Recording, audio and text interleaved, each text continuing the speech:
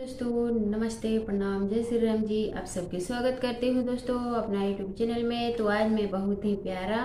गारी गीत लेकर आई हूँ विवाह में गाए जाने वाले दोस्तों। तो आप लोग जरूर सुनिएगा, हमारे गीत को अच्छा लगेगा तो लाइक करना, साथ में चैनल को सब्सक्राइब कर लेना, छोटा सा प्यारा सा कमेंट कर दीजिएगा और शुरू से लेकर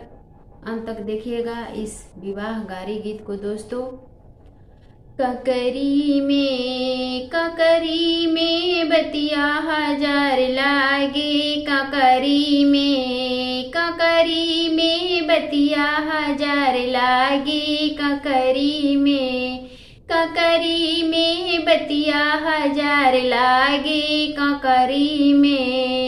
ककरी तोड़न गली समधी के बहनियों का चोर लागे, बदमाश लागे उनका आरा के गुंडा हजार लागे, ककरी में बतिया हजार लागे, ककरी तोड़न गली दुल्हे के बहनियों का चोर लागे, बदमाश लागे उनका आरा के गुंडा हजार लागे, ककरी में बतिया हजार लागे, ककरी तोड़न गली ससुरु के दीदियों का चोर लागे, बदमाश लागे उनका आरा के गुंडा हजार लागे, ककरी में बतिया हजार लागे,